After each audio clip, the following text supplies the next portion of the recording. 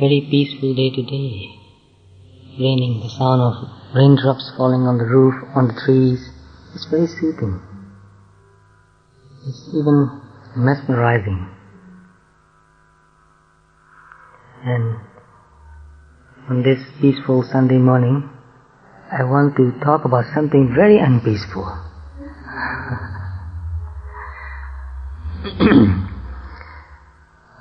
I'd like to talk about positive things, positive ideas, beautiful ideas.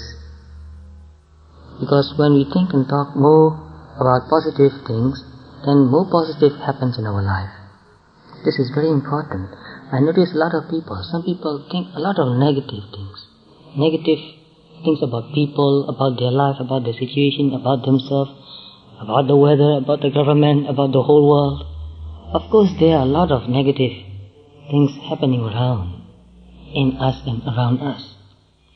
But to dwell constantly on negative things is not useful.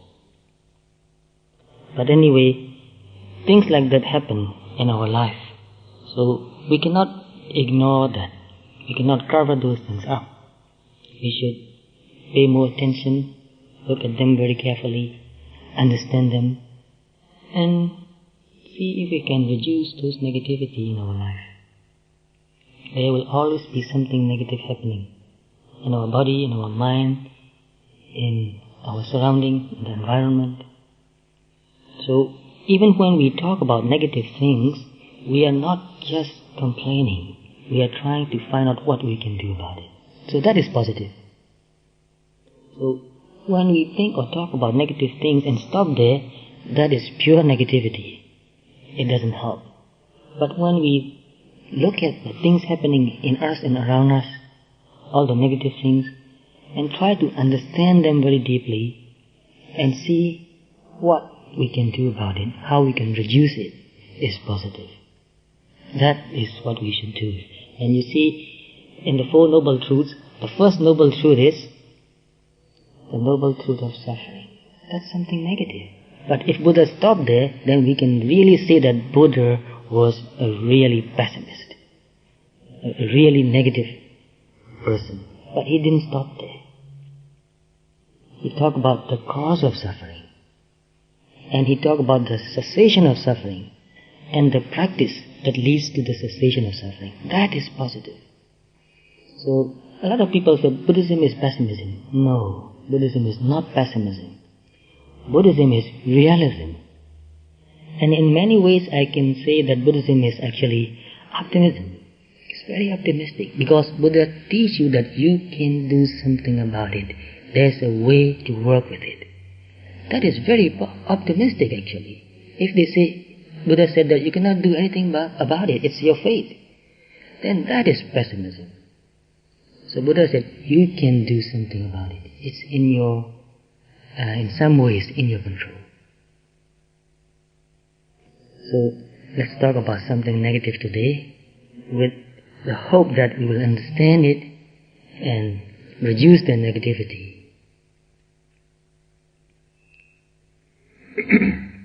So we talk a lot about, these days in technology, people think a lot about efficiency. For example, if your car is not efficient, if the engine has run down, if the tuning of the engine is not very good, although you drive the car, you don't get enough mileage. For 1 gallon of oil, of gasoline, you don't get enough miles. So some cars can go for more than 30 miles, 1 gallon. Some cars, maybe only 15 miles.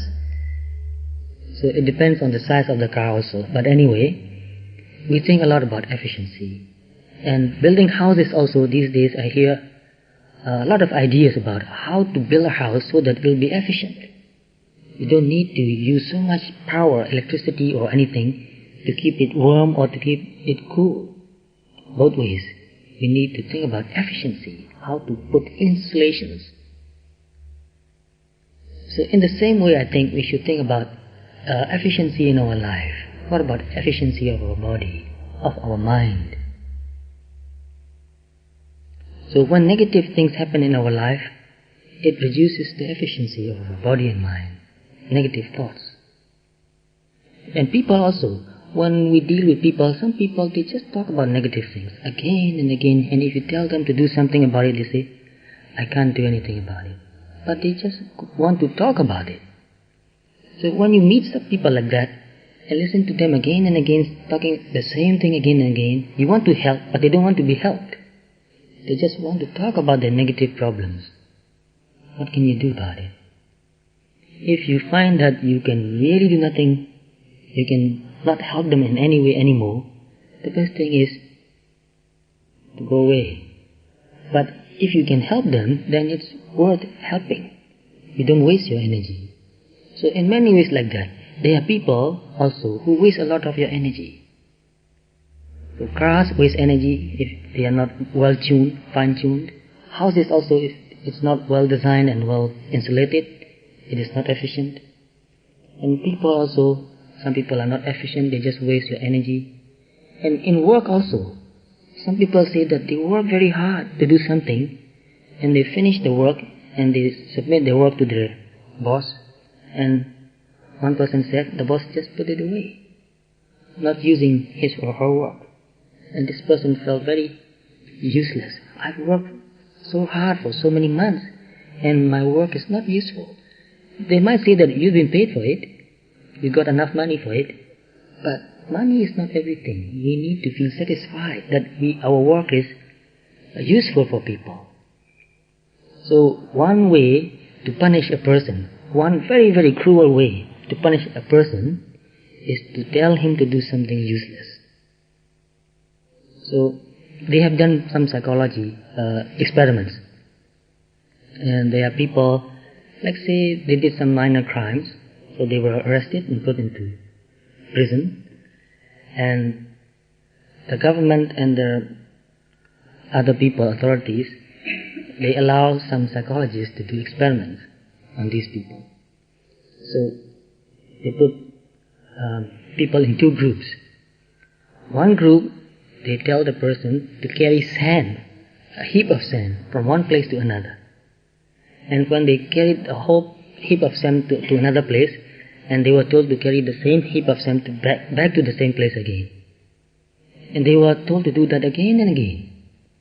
And another group, they were told to carry some earth, dig the earth and make a road, carry rocks and pave the road. So they were told to work the same amount of time, hour, to do the same amount of work. The first group became very depressed and sick. The second group became very happy and energetic. They were doing the same amount of work, just carrying some earth, sand, rocks from one place to another place. Why is that? Yes, satisfaction, because the second group is doing something meaningful and useful. They feel that I'm doing something good for people. I'm making a road. They feel very happy, although they feel tired, the same amount of tiredness bodily, but they don't feel tired mentally. They don't feel depressed. So to be efficient is very important. How much useful work we do for ourselves and for other people. So no one would sit back and carelessly allow money or time to wither away. So when you have money, you want to invest that money. You buy some stocks and you listen to the stock market. And if you hear that the company, the stock from the company that you bought, the value is going down and down, you'll sell that stock as quickly as possible because you don't want to lose your money. You don't want your money go down the drain. And you buy another stock which you believe will give you some money, make profit. So we think a lot about these things, not to waste our money. But what about time? What about energy? Our time and energy. So we waste a lot of time and energy. That's why we don't have time, enough time. Wasting so much time. Like say sitting and watching a television show for 3-4 hours. That's just a waste of time. Not even entertainment anymore. It becomes a kind of addiction. You don't really feel happy about it. So no one would sit back and carelessly allow money or time to wither away, but very few seem to care about mental energy and frame of mind. Mental energy and frame of mind. So, very important to watch your thoughts the whole day. So, watching your thoughts is Chitta Nupassana. What do you think the whole day? If you are thinking about some problem, and you don't do anything about it, you can't do anything about it, but just keep thinking round and round and round and round all day, you are just wasting your mental energy. And not just mental energy, you waste your bodily energy too. You become very tired. You lose your creativity. When people become calm and peaceful and mindful, they become more creative. They can see things more clearly, they can put the ideas together and find out a better way to do things, to create new ideas and new things also. But when you are thinking of some negative thought, and you don't do anything about it, you can't do anything about it, but just keep thinking and thinking and thinking, you are just wasting your time. So if you pay more attention to the kind of thoughts that you think the whole day, you'll find that a big percentage of them is useless. Very big percentage is just useless. So daily aggravation numbers among the greatest destructors of your mental energy and your frame of mind. Aggravation, something that makes you upset. And how much do you experience every day aggravation? Situations that makes you irritated, upset, angry. It depends on your frame of mind. Some people don't react so much.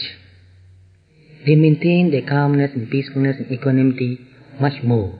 But some people, the moment they wake up, they start thinking, oh, another day. You're already aggravated. Just because there's another day, you're unhappy about it.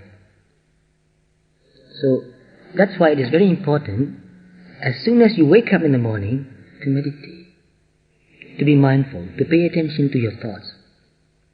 And if you get used to doing it, the first thing that will happen to you is meditation, calmness, peacefulness, mindfulness. And that put your mind into a frame, mental frame, calm and peaceful, not reacting. So mindfulness is not reacting. Reaction is not mindfulness. And reaction is not freedom. Reaction is a prison. The daily aggravation numbers among the greatest destructors of mental energy and your frame of mind. So something goes wrong. For example, say, today it is raining. Maybe I'm very happy that it is raining. Early in the morning I heard raining. Very happy. But maybe some people, they'll think, oh, raining. That is aggravation. You are just allowing yourself to be upset. So some people can see positive in many things, almost anything. So I know one teacher, actually the teacher of my teacher. The teacher of my teacher has passed away. The teacher is still living because I have many teachers. And he was a big teacher, monk, and he had many disciples. And he made a very big monastery also, a kind of university for monks. And he was always positive, always saying nice things about people. So there were also many of his friends who were his contemporary, very friendly, so they can talk to each other like friends. So one of his friends, his juniors also, said, Sayadaw, you are always praising something about people. Now I want to ask you one question. There is one monk here who is crazy, who is nuts. And what can you praise about him? What can you say anything good about him? Tell me. You know what the Sayadaw said? He walks very gently without making any noise. Just like a cat. He never makes a noise. So this Sayadaw, he finds something to praise about even this monk who was nuts. No noise. He talks very gently, moves like a cat. So, It's your personality, temperament. Very important. But don't blame that, oh, it's my personality to grumble all day. No, you can change your personality. If you become more mindful, you can change it. So that's what I talked about yesterday too. When you develop very deep samadhi, concentration and mindfulness, and develop some insight, it changes your personality. I know a lot of people who were very reactive, automatically reacting and seeing all the bad things happening in his life, become very positive, very peaceful and calm. I talked about him once. His friend noticed that and said, "Oh, you are so happy and peaceful." He said, "I used to be very unhappy and very aggravated, very aggro. But I've learned to be peaceful." So this is something you can learn. You don't say that, "Oh, it's my personality to be unhappy. I cannot do anything about it." Or, "Oh, I was conditioned like that since very young. This is just conditioning." Yes, if you can be conditioned to become like this, you can condition yourself again to become peaceful. Why not? If you can do it one way, you can do it another way. So there's always hope. If you will, you can do that. So 1 hour of intensive aggravation costs you more energy than 12 hours of hard work. Is that true? 1 hour of intensive aggravation can cost you more energy than 12 hours of hard work. So it depends on how strong you react. Especially people with some heart problem, they will say, yes, it's really true. Whenever they get upset, they lose all the energy. They cannot do anything anymore. Just go to bed, lie down. So very important to watch your mental state. This is part of our meditation. So when do you get aggravated? When do you get upset? Mostly when you go and work, when you meet with somebody, when you go out. So some people say, "I don't want to go anywhere, I just want to be in my room. I don't want to let anybody come into my room. Then I will not be upset." Can you live your life like that productively all your life? No. So, not shutting yourself, but going out and doing things that you need to do, meeting with people, and still maintain your mental frame, your calmness and your peacefulness, is something that we should learn. Aggravation lowers your irritation threshold. So, most of us are carrying a kind of residual irritation or anger or frustration most of the time. We are not really satisfied, totally satisfied most of the time. But it happens to some meditators. When they meditate, they become very calm and peaceful. No irritation anymore, no aggravation anymore, no anger anymore, no frustration anymore. They can become really calm and peaceful. And if you can experience that kind of calmness and peacefulness, even for a brief moment, even for 1 minute, that can really affect your life. You don't get enlightened immediately, but it will have real effect in your life because you have a reference now. So most people don't have any reference. I know a lot of people, they are so unhappy, so agitated all the time because they don't have any reference. And when they try to meditate and learn and become very calm and peaceful, even for a brief moment, suddenly they change. They said, "I don't have to be that way anymore. I know I can do something about it." Then they try to be more and more mindful, even when they are on the street, on the road, working, meeting with people. They try to maintain their peacefulness, mindfulness.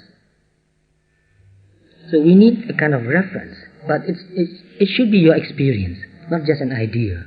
We cannot learn just from listening or reading. We learn from doing. So to understand peacefulness, you must become peaceful first. Not enough just to listen to what peacefulness is and how to get it. Do it. Experience it. Once you have experienced it, from that perspective, you can see that you don't have to be angry and upset about everything. It is not useful. So aggravation lowers your irritation threshold. So already, if you have already some kind of aggravation, and when you see or hear or meet somebody who does something that you don't like, because you are already aggravated, you explode. So some people will say that this person gets upset for nothing. Even parents, children say that, oh, my father, you can't say anything. You say something and you make a small mistake, he gets upset and shout and yell. So better to avoid him. Because we are carrying already some kind of sadness or unhappiness, unsatisfactoriness all the time, a slight irritation can make us explode. So it's not their fault totally, although they contribute to a certain extent, but totally they are not totally wrong, not totally their fault. You are participating in it. So when anything happens in your life, try to find out in what way you are participating in it. In psychology also, they have a phrase, participation of evil. I don't remember exactly who said that, but I read that idea and it's a very wonderful idea. We are participating in whatever is happening in our life. Even when we watch television and you watch the news and then there's some bad news, then you get upset. Oh, look at that. So terrible things happening. Sometimes they say, just lying. These people are just lying. These politicians, they are just lying. You get upset. So when you get upset, can you get upset without participating? You cannot. So nobody can really make you happy. Nobody can really make you unhappy unless you participate in it. You watch a television or a video and somebody is making a joke. If you just maintain your mindfulness and just hear the sounds and no words, you don't laugh. So to laugh at the joke, you have to participate. So understand this idea very deeply. Every emotion you experience because you participate in it. So see how much you are doing that all day. If you don't participate, then it won't affect you. Either way. So be responsible. I am participating and I am responsible for happiness or for unhappiness. Nobody can make me laugh if I don't want to laugh. I can just maintain my equanimity. Say anything. Even some people tickle. If you don't participate, you don't laugh. You can do that. So you have that power. Understand your own power. I have that power. I am powerful. I can maintain my equanimity. I can maintain my peacefulness. I can maintain my mindfulness. I am powerful. If you say that I can't do anything about it, then it means that you are powerless. They can do anything to me. If you allow a person come up to you and say one word and destroy your whole mental state, then what will you say? Are you powerful? Or is he powerful? He is powerful. He can do anything to you any moment. He can destroy your frame of mind any moment. So who is giving that power? You are giving that power to him by participating with him. And if you understand that, then you feel responsible for your own unhappiness. It ensures that minor events will have an easier time toppling you. So when you are already irritated, then minor events can topple you. You cannot maintain your equanimity. It narrows your awareness and makes you short-sighted or blind. When people become very angry, they become mentally, blind. They don't see what is right, what is wrong, what is proper, what is not proper. So strong emotion influence your mind and makes you become less mindful. Less mindful means you become blind. But if we practice mindfulness throughout the day, every day, we will develop more and more mindfulness. Mindfulness becomes stronger and stronger, And you can be mindful before anything happens. You are mindful before anything happens. So you are prepared. And in that state, if something happens, you don't react. So reaction, action, and response, the three words are very similar in meaning, but they are not the same. They are very different. Reaction means it happens automatically. Somebody come and push your button and you react automatically. So automatic reaction is mostly unwholesome. Either you react with greed, with anger, with pride, or with envy or jealousy, whatever. Mostly automatic reaction is unwholesome because unmindful. But when we practice meditation, become more and more mindful, when we see or when we hear something, before we react, because there's mindfulness, there's kind of wisdom there, understanding there. So when you need to do something about it, you respond. So response comes with mindfulness and understanding. So there's freedom. So response has freedom, reaction no freedom. Do you want to be free or not? It's up to you. You can train your mind and become free. Or you can just let your mind run wild and become not free. So who is making us free or unfree? Our own thoughts, our own mind, our own moha, which is heedlessness, mindlessness, absent-mindedness. So the more absent-minded we are, the less freedom we have. The more mindful we become, the more freedom we have. And the more freedom you have, the more you feel powerful too. Because people who are not free feel powerless. People who are free, they feel more power. So mindfulness makes you feel more powerful, more free. You don't react automatically. You understand the situation very well. Even when somebody comes and tells you something bad, you understand that person very well, his mental state, why he's saying that, and you can respond. I don't mean don't say anything and run away, because that doesn't solve the problem. Understand the person, understand the situation, and maintain your mindfulness and do what is right. Then you are powerful, then you are free. And you don't lose your self-respect also. When you react and do something even worse, then later you feel regret. And feeling regret is not very good. You lose your self-respect. I've done something wrong. This person did something wrong, but I did something even worse.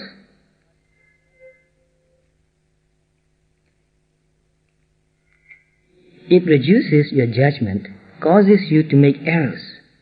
So when you are mindful, you make less error. You might still make some error, some mistakes, but small mistakes, and you can adjust yourself very quickly without making a big mistake. But when you are not mindful, then you can do or say something really terrible, and it will be very difficult to correct that again.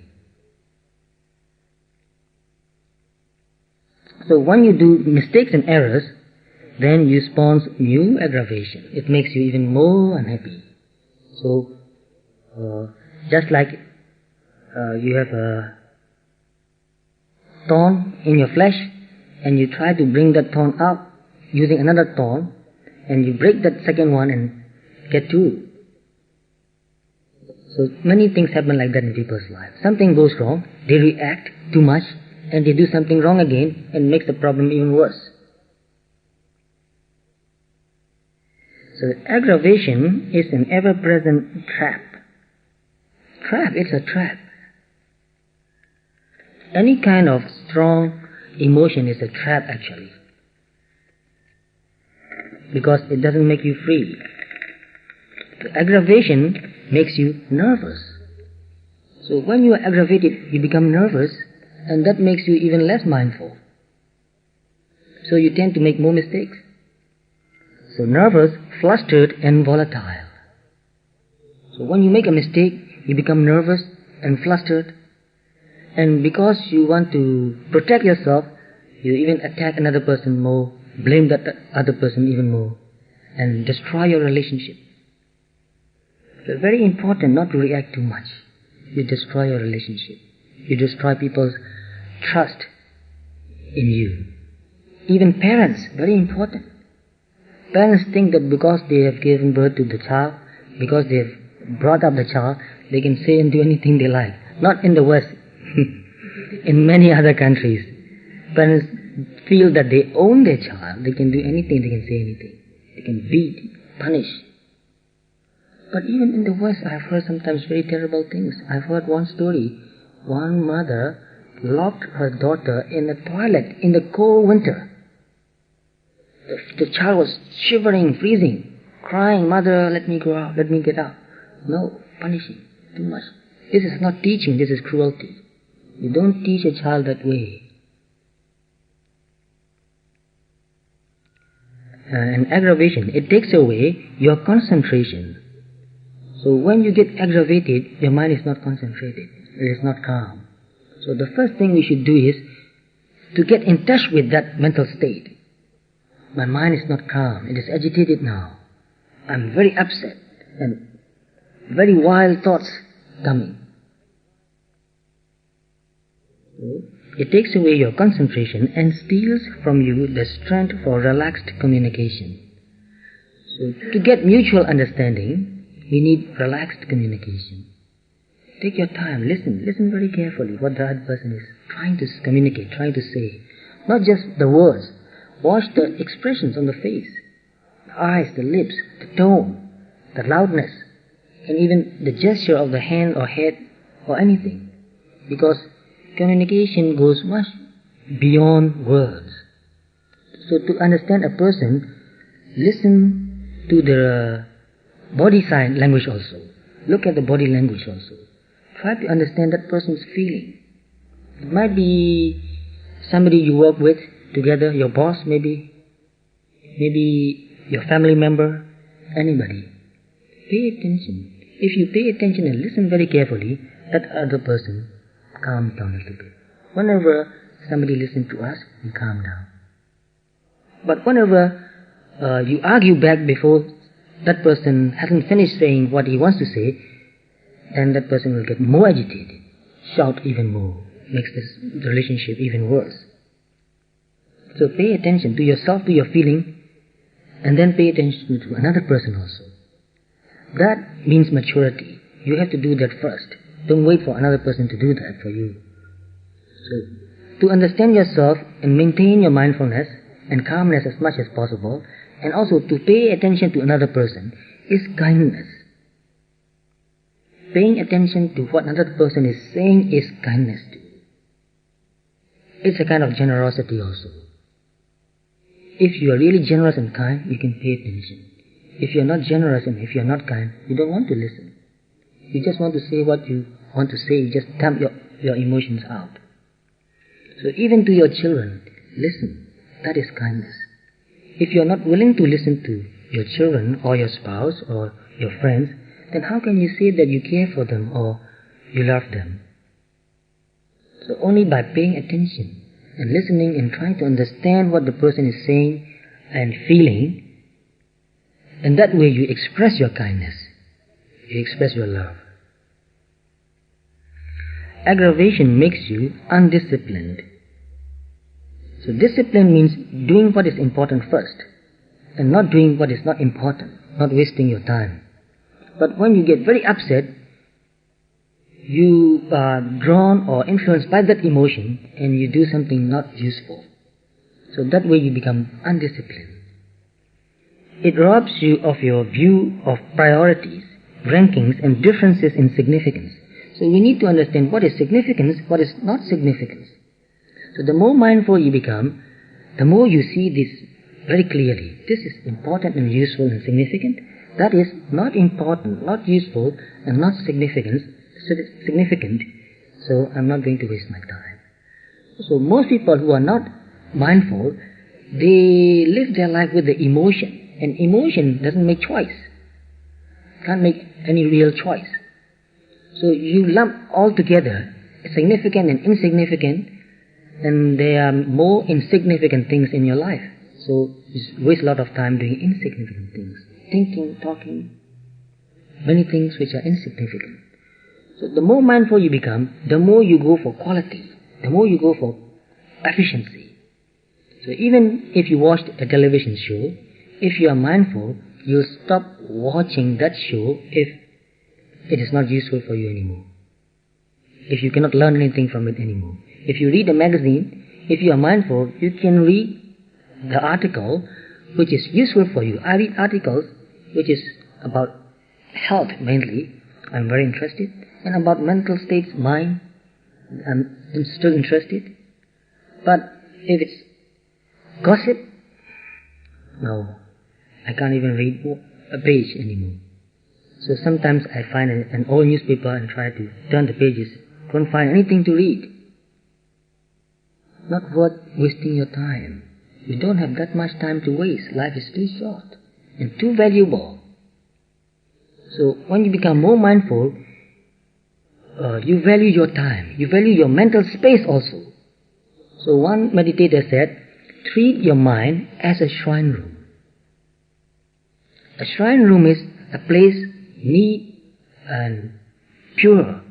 No dust, no impurity. Very neat, very pure. There's nothing useless in a shrine room. So, if possible, make your mind like this meditation hall.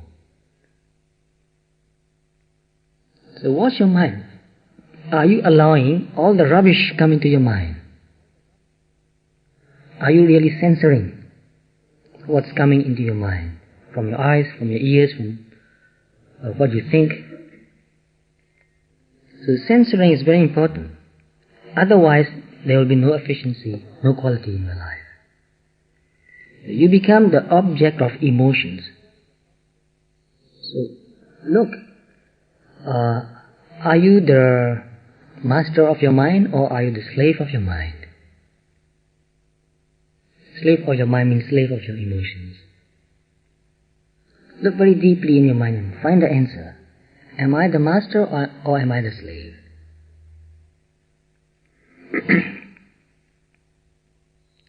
You march off without any thought and without any planning. When you become too emotional, you don't think anymore. You don't plan anymore. You just go ahead and do whatever your emotion is forcing you to do. You explode and then sometimes need hours to collect yourself, to gather your composure again. So when you explode, for a long time you become more and more, you get more and more agitated. And sometimes you have to go and apologize. Aggravation leaves you no time, no attention, and no energy to do the really important things today. When you get upset, you spend a lot of time thinking about that. You can't use your time and energy for any really productive, creative work. So it's a very big waste of time. Less aggravation means less unrest. So be mindful as much as possible throughout the day. When you are driving on the road, be very mindful. If you are not mindful, you get upset with other people on the road. Here the roads are very clear most of the time. So it's easier to drive here. In some other places, it's very, very difficult to go from one place to another. You get very upset and very uptight. Some people, they really shout and yell. You can even kill yourself getting upset. So when you are aggravated, you are not patient. You become impatient. Aggravation leads you to wound others. You hurt other people. You become insensitive, disrespectful, disregard. Maybe that other person has done something wrong. Maybe it's a mistake. Accidentally somebody did something wrong. Probably. Because all of us are more or less careless sometimes. So, when a person is already upset, that person cannot understand the situation. Cannot forgive. Aggravation makes you unjust and aggressive. Unjust. You are not just anymore. Even to your children sometimes you punish too harshly. And you are not teaching or educating. You are just damping your emotions. when you are aggravated, you attack, strike back, accuse, hurt and threaten. So much negativity happening, one after another. Aggravation produces horrible faces. That's very important. Horrible faces. So what makes a person look beautiful? Calmness, peacefulness, kindness, serenity. So most of my teachers live very long life. One teacher lived for 104 years. I've got one of his books here. You can see his pictures, 100 years old. Very calm and peaceful, very collected. Until his last days, he was very, very calm and peaceful. He planned his funeral before he died. Another teacher lived for 90 years. Another teacher also lived for 90 years. Mostly very thin, brown color, old, but they look so beautiful. You want to be near them. You want to talk with them. One teacher, when he was 90 years old, sometimes he forget things. And he's very thin. He was very thin also. Very small body. I can pick him up. Sometimes I pick him up and carry him. So, sometimes he'll eat his breakfast and eat his lunch, and then he'll take a nap. When he wakes up, he thought that it was another day. And he said, nobody is bringing anything for me for my breakfast? And the monks, the sadhus around say, yes, they will come. Just wait for a while. And then after a while he said, I haven't my breakfast, yet. And then they will say, now you eat some satumadu. Satumadu means honey and butter and oil and molasses mixed together. Give him something to eat, and he ate that. And then give him some juice to drink, and he'll drink the juice also. And then later went back to sleep. And then the next day he said, yesterday nobody gave me anything to eat. I just ate some satumadu. But he was not upset. He was not complaining. He just expressed his thoughts and feelings. Nobody gave me anything to eat. I just ate some satumadu and drank a glass of juice. That's the only thing I had yesterday. All is very cheerful. Sometimes I'll be sitting near him, talking with him and asking him, doing things for him. And then after half an hour he said, are you Jotika? Sometimes he didn't notice who was talking to him. But very calm and peaceful. He lost his memory, a lot of his memory, but still he maintained his calmness and peacefulness and equanimity, forgiveness, acceptance, all those qualities. We really loved him. And he passed away not suffering anything. He ate his breakfast one morning, and then he said, I feel tight in my stomach and chest. I'm going to sleep. And then somebody, younger monk, just lied him down, and he fell asleep and died. No sickness. So, when you are near a person, then you know what real beauty means. The beauty of the heart. The beauty of understanding, acceptance, forgiveness, calmness, peacefulness. It's real beauty. So, we think more about the beauty of our face and body. What about the beauty of our heart, our mind? So if you can train yourself, you become more and more beautiful as you become older. Like that idea? I like that idea very much. I'm fine. I want to become more and more beautiful as I grow older. So I'm happy that I'm growing old, because I know that I'm becoming more beautiful. So don't be unhappy that you are growing older. It's good. So it makes your face, this aggravation, it makes your face stony and your stomach sour. So when you're upset, your stomach produces more acid.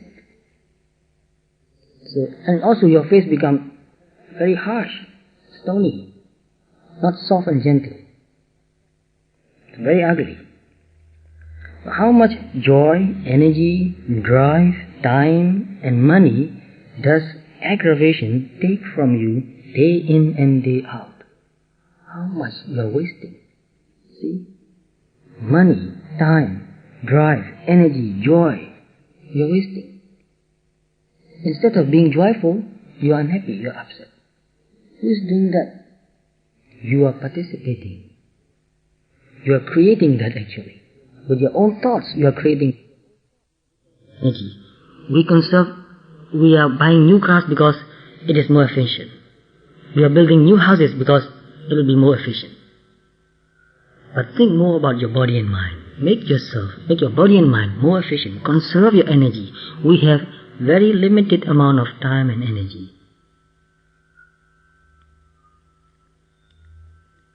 So cultivate a greater sense of responsibility towards yourself. Responsibility towards yourself. You are responsible for your happiness, to make yourself happy, peaceful, calm, loving. The time to put an end to the aggravation is today. Don't wait until tomorrow. It's today, this very moment. This very moment. Give yourself a chance to cool down. Whenever something happens and it upsets you, take some time, meditate, even for a couple of minutes. Breathe in, breathe out. Relax your face. Relax your hands. Because when you get upset, your face becomes tense. And your hands also becomes tight. So, when you get upset, be in touch with your own face and hands. And relax. Even for a couple of minutes, it will help you very much. And then if you have more time, meditate a little bit more, calm down, and see what's the best thing you can do. Try your best. We can always try to do things better. Even in a small way, we can always try to do things better. So try your best. I've heard a story, because as soon as I use this word, try your best, not a story, I remember a song. It's a country music song. But I don't remember all the lyrics. If anybody can give me the lyrics of the song, I'll be really grateful. But I remember a few lines. So the first line I remember is, it's hard to be humble when you are doing your best. Anybody heard that song? Lord, it's hard to be humble. Lord, it's hard to be humble when you are doing your best. Another line is, Lord, it hurts to be humble when you are perfect in every way.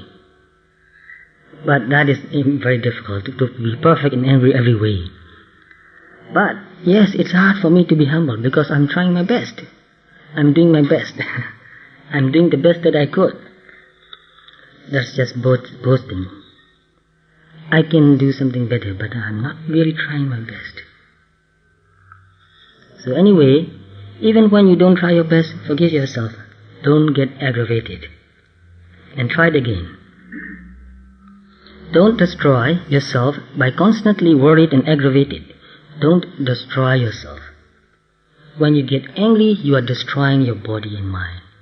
This negative mentality produces something like poison in your body. You are poisoning your body and mind.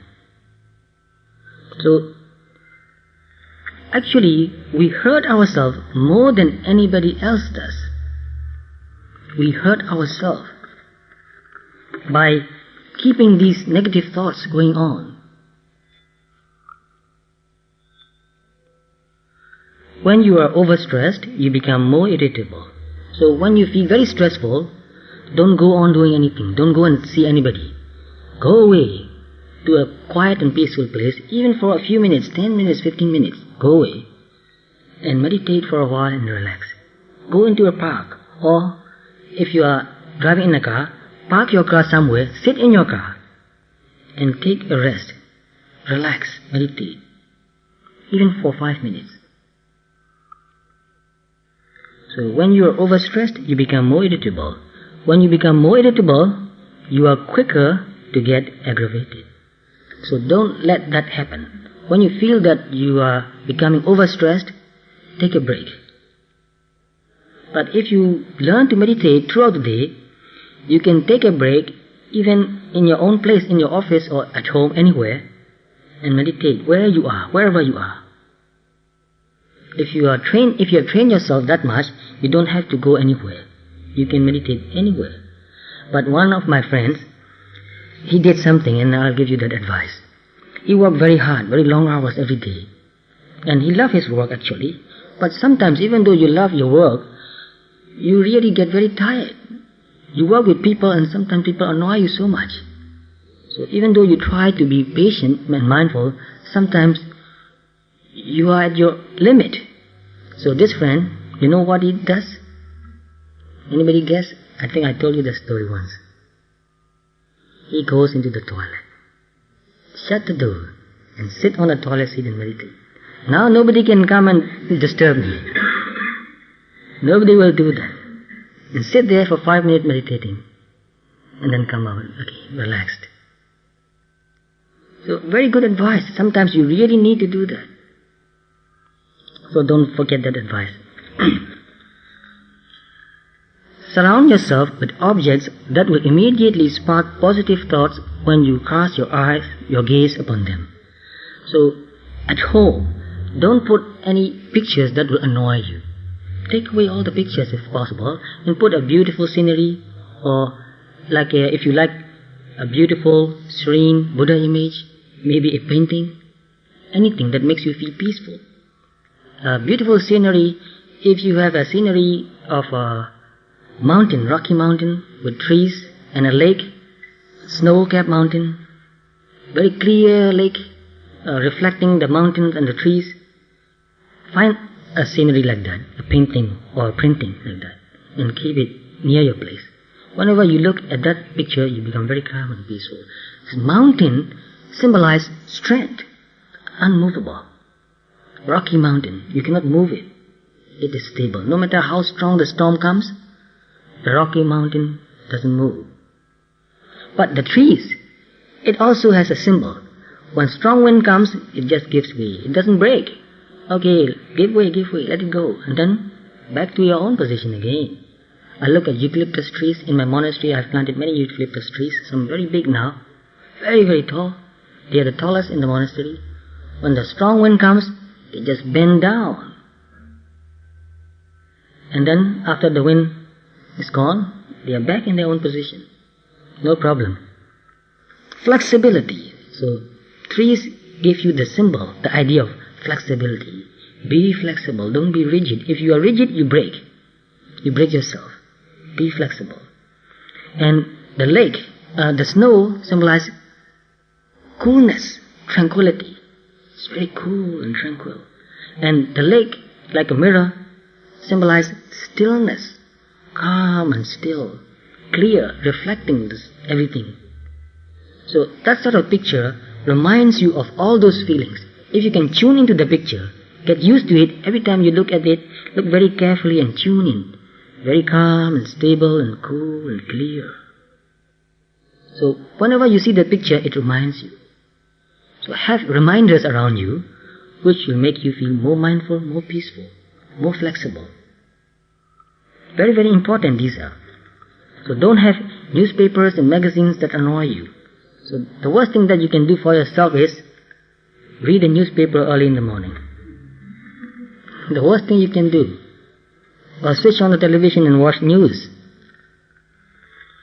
So I want a few more minutes just to give you a few words so that you can reflect on these words and see if you can relate to the emotion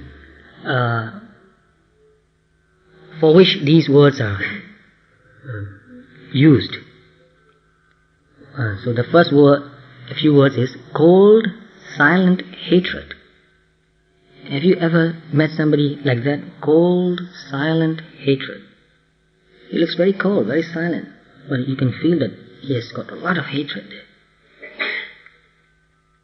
And criticism. Some people, even though they don't say anything, just by their look, you can see that he is criticizing and judging. He's not understanding, accepting, forgiving. Sarcasm. Sarcasm, is that the right pronunciation? Sarcasm? So some people are very sarcastic. Irritation. These are negative words. But see if you can find yourself having emotions like that. resentment,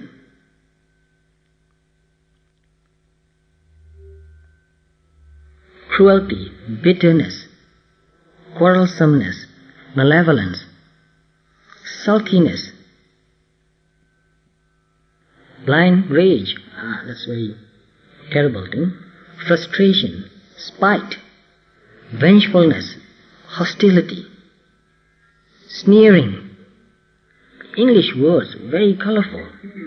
We don't have so much words in Burmese to express these different shades of negative emotions. Really, we don't have that. It's very hard for me to translate this into Burmese, not possible. Ask anybody here who speaks Burmese. We don't have that much words. English language is very colorful. And fear, anxiety, apprehension, nervousness, concern, consternation, very different shades of meaning.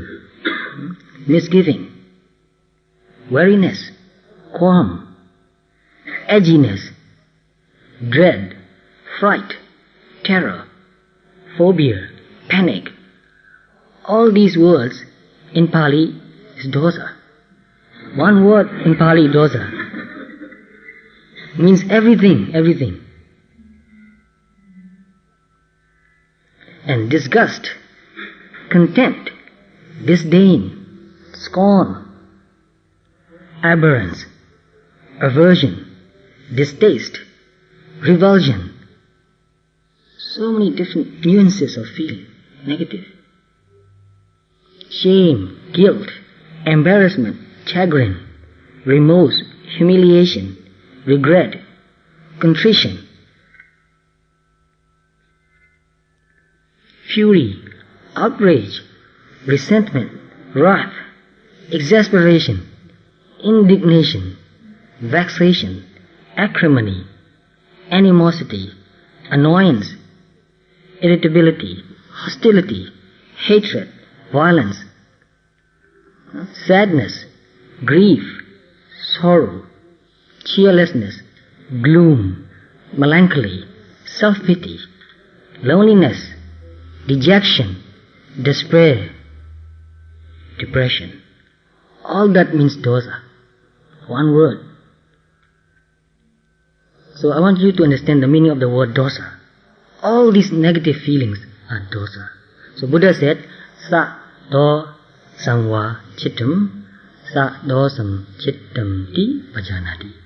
When you have this kind of negative thoughts, look at them very closely and understand that these are dosa.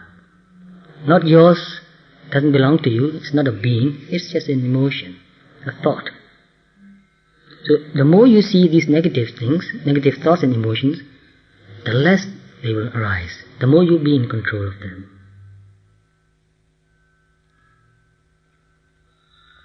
So I cut everything short to fit into my time slot. So understand these things, very important. Oh, I forgot one thing. I don't understand the meaning of one word here in this poem, so I want to know the meaning, if anybody can help me. What is that word? Surfeit. What is the meaning? S-U-R-F-E-I-T. Oh, surplus. Oh. Thank you.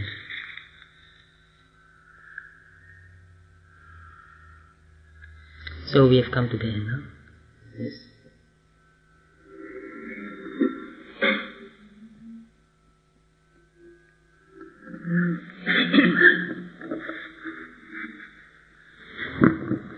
Thank you, Venerable Sir. Friends, just a few announcements.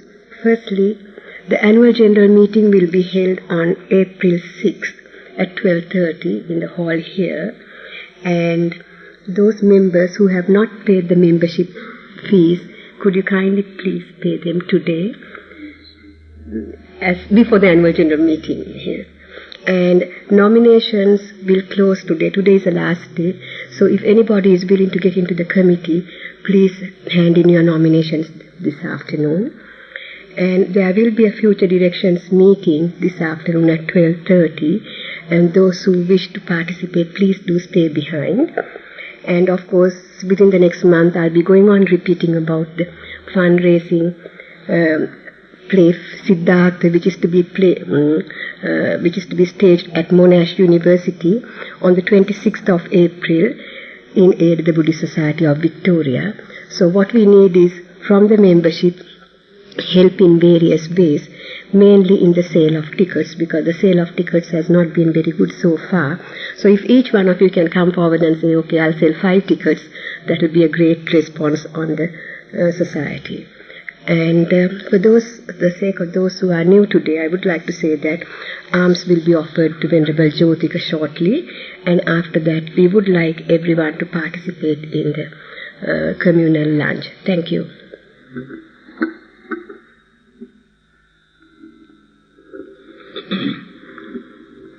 I would also like to encourage you to participate in this society. Very important. If we want good things to happen, we should participate in whatever way we can. And I'll try to do my best, and I want you to try your best. It's very important. What we are doing here is very important, very useful, very beautiful. It will not happen by itself.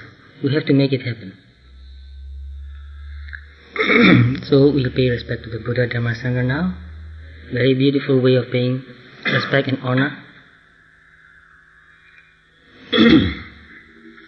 Imaya Dhammanu Dhamma Patipatiya Buddham Pujemi. I honor the Buddha by the very practice which leads to liberation. Imaya Dhammanu Dhamma Patipatiya Dhammam Pujemi. I honor the Dhamma by the very practice that leads to liberation. Imaya Dhammanu Dhamma Patipatiya Sangham Pujemi. I honor the Sangha by the very practice that leads to liberation.